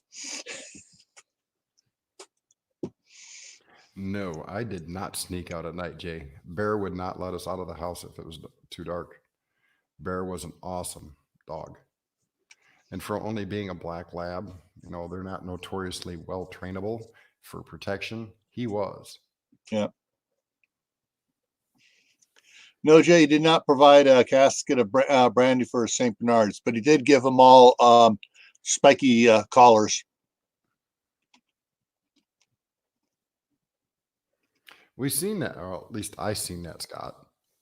Yeah, Scott. Yeah, you got to realize who's on at what time. See, if you'd waited, as soon as we got done here, we all could have come over and done the live stream with you. And I sent you the email too about it. He was already at the store. He didn't read his emails. All right, Scott, come on up here. If you don't have the link, there it is. Because we're talking about which states is best. And want to hear why you think California is such a great place to be right now. Careful, Gil. He may take that crane of his and drop a big old steel girder right across your house. He's got a long ways to reach my house, that girder. He can swing around as fast as you want and let it go. It ain't going to come near my house. Accurate verse there, Kathy. Accurate verse. All right. Yeah. So Julie wants you to come up here and tell us the terrors you saw. I watched it while we was talking up here too. Yeah. Multitasking. I used to be really, really good at it. Some days not so much. Well, if I had a better computer, I would have had, I would have other monitors up here and I could have done that too. Heck, Scott should have cleaned out in the chip aisle. That chip aisle was loaded for Bear, and it was still stocked. If I'd have been Scott, I'd have went in and spent $180 on chips, and he could have sold that for $200 or traded it for TP.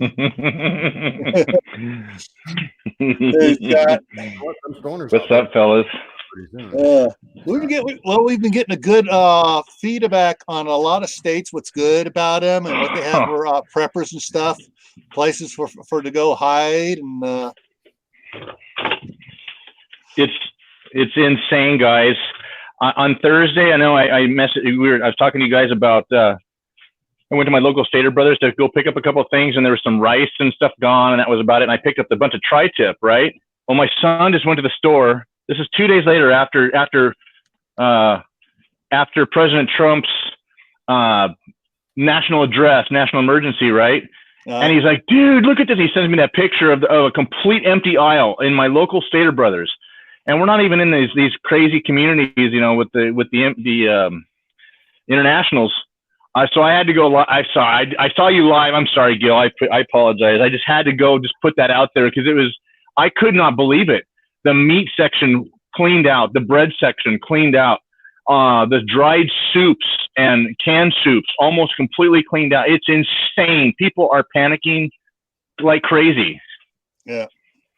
It's the end of the world, and we know it. Hey, here's my end of the world dinner, guys. There's end of the world dinner right there. That was some of the tri-tip I got when everybody was heading for the toilet paper and the water aisles. Oh my gosh. Yeah, the other day I was up here at Sam's Club. I went there. I got there at 7 o'clock when it opened. All right, so I'm at one of the like the 12th person going inside, and I got back to the where the meat was and the bread. After first I hit the medications first, and I went back over there, and right, the bread. I have never ever in the morning seen the bread aisle empty at Sam's. Right. And there were sections of it that were just empty. It's like, what's going on? And then there's I heard some other people talking. They're out of ground hamburger. The only thing they got over there, those big expensive steaks. This big surge of people. And it wasn't that many people in there though. And so they basically got hit hard the night before. Yeah. And they didn't have enough stock come in to stock everything.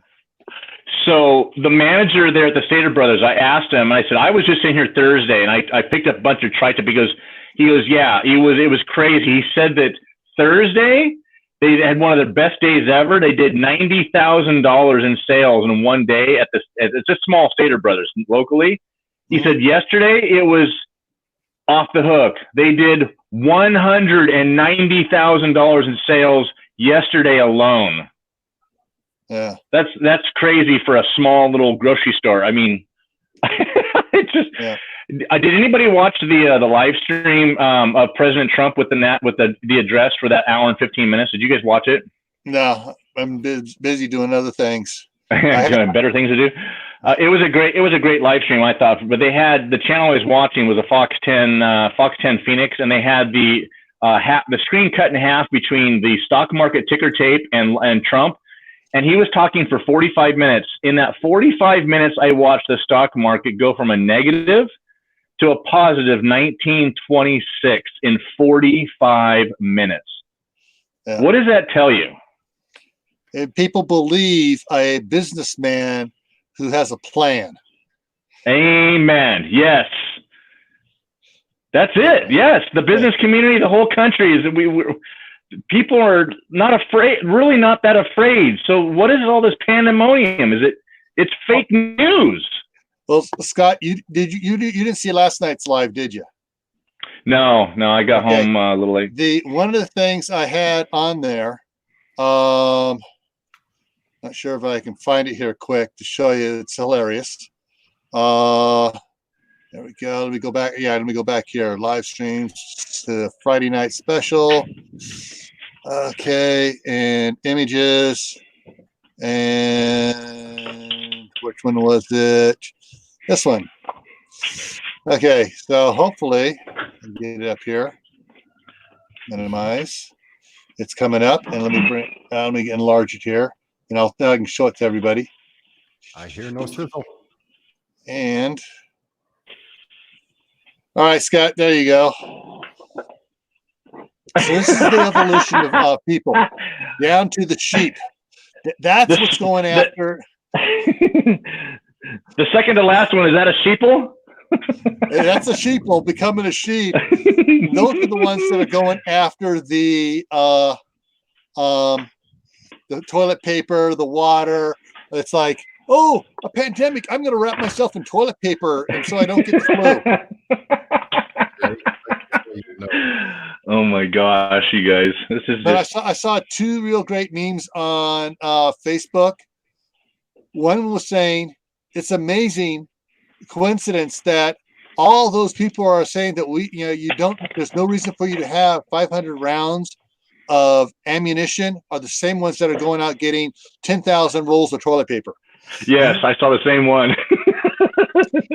And then there was another one along similar lines here. I can't remember what it was off the bat, but it was just the hilarious about the ridiculousness of people saying you don't need to have this, but I need to go get my tons and tons of toilet paper. Oh, there was another one too, really funny. This guy's sitting next to the nurse. The nurse has the mask on, and the saying is, and she's saying, and she has holding a report folder in her hand. Yes, you do. It's confirmed you do have the red dragon. And he goes, how can that be? I got 20 cases of paper and 600 cases of water. It's like, that's not going to keep you from getting sick. It's the other stuff. But anyways, getting back to so I'm really gonna lay it on here for you, Scott. Why are you leaving the beautiful state of California? And why did you went there, didn't you? And where are you going to? What state are you going to? What, you want me to just take over this live stream for the next hour? What the heck are you doing? Why did you go? Why did you have to go there? Just quick, just so everyone knows, what state are you going to? Hi, daughter. No. So here's my daughter. She just came back from GCU. Say hi to everybody. That's Danae. She's my nursing student, and she is. They just shut down GCU in Phoenix, Arizona. So tell us what they're. Tell us. Talk to us. Tell us what's up. Well, because I'm a nursing student, I actually don't know what's going on right now with me. Yeah. The classes will be canceled. I know our lecture classes will be online. Yeah. But labs, simulations, and clinicals, we don't know anything about yet. Yeah. So with the rest of the school, how many students are at GCU? Like 30,000 at GCU? I think 20,000 now because they built a lot more apartments. Yeah. But I know it was 16,000 when I first got there. Right. No, they've grown a lot. You guys can hear okay? Yeah, we got a question for popped up in the side chat. Will you still be able to graduate? Will you still be able to graduate is a question somebody just asked on the. I hope. I hope so. I hope so. Right? Yeah.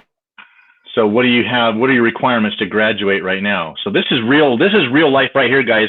This is a potential victim of this stupid panic. So what are your requirements to panic as a nursing student? And you're a senior.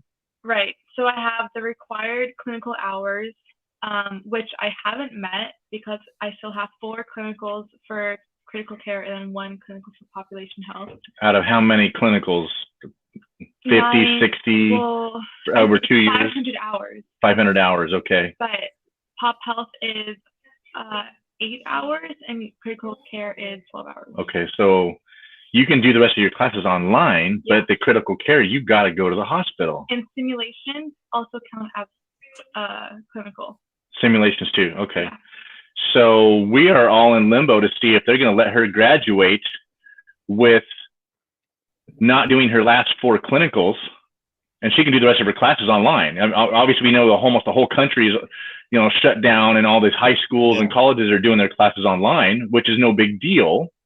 But the thing is, for people that have to be face to face. Yeah, but if they stop us from graduating, they're going to have an increased shortage of nurses. Yeah. Yeah, maybe like a 6 months. Hopefully, what they'll do is set something up specifically for the clinicals, where they come in specifically and do clinicals 1 week. You just do a bunch of clinicals and get it done if they're smart. Yeah, that's what we're hoping is going to happen. So she's on spring break as of the day, so they've got a week to figure that out for them for GCU. But other colleges have different spring breaks, so it's just all in flux. So this next week we're going to see a lot of stuff changing and happening. People making adjustments. Schools, grade schools, whatever, so I know the whole LA schools district is shut down, as well as San Diego and all that, but all the colleges and universities are about to shut down. So it's just an update like Monday. So we'll find out Monday. We'll keep you guys updated, but so thanks, baby. She's a star of my building a patio. She's a star of my building a patio. She helped me build my patio cover, helped me pour cement. So all right. So Scott, For those of you, those in the side chat here that don't know, you're leaving California as this Right year. now. Yeah. And No, well, 12 months. Spring of next year, we're going to be out of here. you pushed it back. Okay. Well, 12 months from now. So, what state are you going to? Going to Idaho. Why? Why particularly Idaho over, say, Wyoming, Montana, Wisconsin, Minnesota? Well, for crying out loud, this is your live stream. I don't want to take over your live stream for the next hour, but this has been going on inside. We've been talking about different states. Why? That's the thing, is which state is best for a bug out location, and we've been talking about all the things, the good things about Michigan, Wisconsin, Minnesota, Tennessee, Texas. Everyone's been talking about the best parts of why their state is good. Idaho is horrible. It's freezing cold. It's ice and snow. 9 months out of the year, it's the property taxes. The liberals are taking over. There's people clinging to their guns and their Bibles, and you step on their property, you're gonna get shot dead. I don't know why we picked Idaho. We got a good deal on the property. I couldn't keep that up with a straight face for too much longer, but well, people do cling to their Bibles and their guns in Idaho, and it's a free state. A lot of independents up there, a lot of like-minded people, a lot of conservatives. Very, very small government, although that is changing. The property prices were a lot lower a couple of years ago, but they're exploding because of all the people leaving California. A lot of less restrictions as far as building and stuff is concerned, but that's changing as well. So unless people stand up and fight, Idaho's, but it's beautiful, hunting and fishing and everything. So yeah, there was, and I'm not sure if they're in here now or not. I don't think it is. Oh, Chris from Holly Ridge Homestead was. Oh, is he in here? No, yesterday we tried doing some private chat stuff. We wound up just getting on the phone. Yeah. But he was he's looking for wanting to know about a total off-grid water system. Now, the house you bought up there has been off-grid for how long? It was originally built off-grid and it's still off-grid. So 25 years when the house was built. So it's been off grid for 25 years. So the water system in there is proven, isn't it? Yes, it's been there. The well has been there for 25 years. Permitted well. Okay. So yeah, but as far as this, filtration, any filtration on that well, or is it just the well used? I do. I use the little micron filters that you can get, the Fullerton Man filters. I buy those and change those out. When we first go up there and we haven't been there for 6 months, we have to run the water for a while and kind of get some of the sediment that's been settling at the bottom of the well. But once it starts to run, there's very little sediment on there, and just the regular filters take that out, and it's just delicious. I love well water. Okay, so you don't have to have the bacteria filters on there. You just have sediment filters. No, oh no, gosh, it's believe it or not, my well. Yeah, if you guys have been watching anybody's channels, like a Good Simple Living, they went down 150 feet. Jeremy from Living the Dream, he went down 185, and you had to go 5 more feet, and my well is 36 feet deep, but I get water at 18 because we're really close to the stream bed down at the bottom of the valley, so the water table is really high. So 35 feet for a well. Mm-hmm. I know there's a lot of people that hate me for that, but after we got the place, we realized how lucky we were after watching all these other videos and these people putting in wells. We're like, oh my gosh. So okay, yeah, I got a quick thing I got to address here in the side chat. Jake or Dwight, whatever you want to. Yeah, Lori had her channel taken away for a while. Really? Yeah, but she got hers back. It was because of a comment that she made in jest, and someone took offense to it and filed a big report or something or other. No, and they found out that it was BS, and they wound up getting her channel back. So, but they took the channel away first. Guilty Yeah, until proven innocent. that's it. Yeah. And so, Sorry, Lori. if you can check with Lori Jean, she's been in the chat here. Scroll back, Jake, and you can find her and find out what she did to get her channel back, and then maybe you can get your channel back too. She was able to get all her videos back and everything back. So, Right on. Yeah. Okay, Jay has a question for you. Do you pump water? Yeah, for you. Do you pump that water up a hill, up to an uphill cistern, and let it gravity feed to your home? No. How does it work? We have a pressure pump. I'm sorry, a pressure tank. So our pump, because we're off grid, we have a solar panel set up with battery backup, and it converts it to 110. And the pump will pump water into that pressure tank. And the pressure tank, I think it's a 40-gallon pressure tank, and it will put it under pressure and help even out the pressure throughout the whole house. Once the pressure dips down low enough in that pressure tank, the pump will turn back on and it will pump more water in. Okay. So no need to. Yeah. All right. What was that, Dave? I have a statement. Go ahead. I hereby find this current live stream offensive and very disgusting because you guys have places and I don't. So I'm filing a complaint. I'm sorry, Dave. Well, Dave. Scott's going to have. He has one cabin. He's fixing up.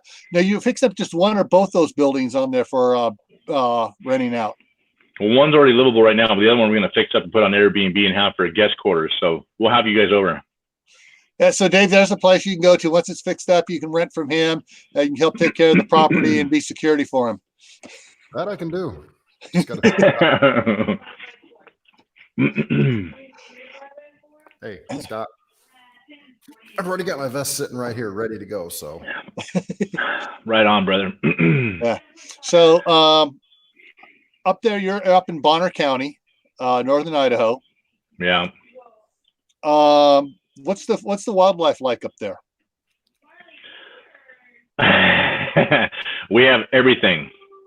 I have my neighbor who puts out her trail cams, and she has everything on the trail cam. She's got moose, bear, deer, elk, lynx, bobcat, and everything else. So we had tri-tip from a moose last year for the first time I'd ever had elk meat. I'm sorry, did I say moose? Elk tri-tip. Yeah. And it was unbelievable. I'd had venison as I was growing up. My grandpa was a big hunter. And venison's, it's pretty good, but it's got a little gamey taste. But the elk, they say elk is the closest to beef, and it was unbelievable. Can't wait to get my first elk up there. Yeah, my dad used to hunt elk, and he preferred elk over beef. Yeah, because it's obviously grass fed. Yeah. So, Dave, you started to say something? When I worked at the casino, a bunch of the people I used to work with in the slot tech department used to go up north, way up north, hunting elk, and always came back with moose meat and elk meat pies. Oh, yeah. Moose meat's supposed to be really good. In Idaho, they only allow you to have one moose your whole life. You get one tag, and it's for life. Oh. So unlike Alaska, where everybody can get a moose every year. Yeah. But elk is that's fine. I'll shoot an elk every year. That's fine. Yeah. So you get 1 year you'll get a moose, and then a couple years later, Olivia can get a moose. That's true. I hadn't thought about that. Well, I don't know if it's a family tag or if it's an individual tag. I'm assuming an individual tag, but yeah. I don't know. If it's an individual tag, then your daughter can have a tag, and See, I hadn't thought of that. If I come up there, then I can get one for everybody, and this is true. All the time. Yeah. I hadn't thought of that. Although I have some, I don't want to call them nature lover neighbors. One specifically that they love the wildlife, and we do have a mama moose and a baby on our property that's living down by the creek that we haven't seen her. We've heard her, but we haven't seen her yet. she would be upset if we shot that mama moose on our property. Yeah. So I'm trying to stay in good terms with my neighbors. Yeah. So I will be going. We have thousands of acres of U.S. Forest Service land behind our place. One of the reasons I bought it, and I'll be going up in the hills up there to go to get my elk away from my neighbors. All right. So that's another bonus for why you bought that, was because where you went to, you're only have a couple neighbors on you, and the backside's all national forest. Right. Yeah. And you got for water. You said you talked about your stream. So your stream is year round, right? I believe you said. Yes, I do. It is a fish bearing stream. Yeah. Okay. So that's another reason for Idaho. All you Canadians, you can come on down to Idaho. Lori. Yeah. Low taxes, low small government, all that good stuff. So. Yeah. Hey, Santa Hollow's in here. Hey, Butch, what's going on, brother? All you Southern Idaho guys are. So my neighbor said we got a bunch of snow up there. There's a big. Southern Idaho people. Say. I don't have my bifocal on. What does it say? Hidden Valley, just goose the bears over to the neighbor's property. They might not love nature that much anymore. Oh, right. It's funny you said that, because she's got pictures of our peanut butter out on their counter with their front door, just a screen closed, and they had a bear sniffing at their nose and at their door, and she just took pictures of it. No big deal to them. Like, oh well, they're going to be bear food, but okay. So. Well, guys, I got to serve dinner to the family here. I just wanted to pop in and just share the pandemonium that's happening down here. It's off the hook. It's out of control. It is borderline anarchy. People are getting in fights in lines.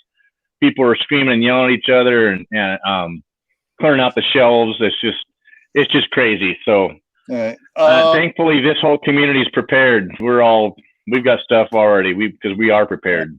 Okay, I was thinking, and I want to hear from everybody in the side chat, you guys, and say an hour and a half coming back and doing a Red Dragon update. Anybody interested in that?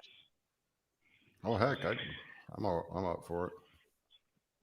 I'll probably be hanging out with my daughter. She just got home a couple hours ago from Phoenix, so probably won't for me. But all right. Anybody in the side chat? Anybody wants to say in an hour and a half or an hour?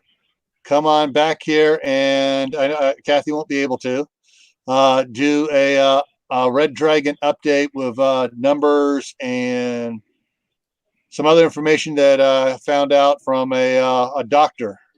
Did you watch that video I sent you, Gil? Huh? Did you watch that video link I sent you? Yeah, when you said interesting on? Yeah, I watched a good portion of it.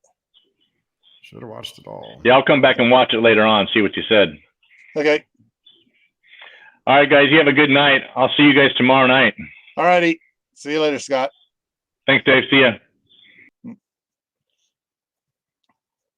Okay, what's Santa said? We had a shooting near Santa Pia. SWAT ended it. Don't have the entire report, but it'll be on the news soon. Anything you can tell us about it? What happened? 40 miles northwest of Boise. Okay, Tibor will come back and listen in on the thing. So in an hour, folks, we'll come back in an hour. And I'm gonna get the other stuff up for a Red Dragon report. And we got some more information then. Yeah, so it shows part of that video that I sent him a link to. And it is from a reputable news source. And I've been watching it since the beginning, and they have done nothing but tell the truth. So I trust what they say. And it's pretty scary. All right. Okay, Tibor says they have daily shootings. Jay will be back. Okay, we'll be back in an hour, folks. And gonna throw up a little end thing here, and we will go ahead and wrap it up here.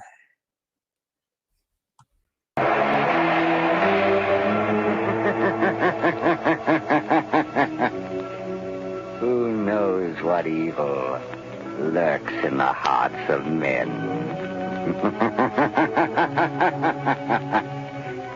The shadow knows.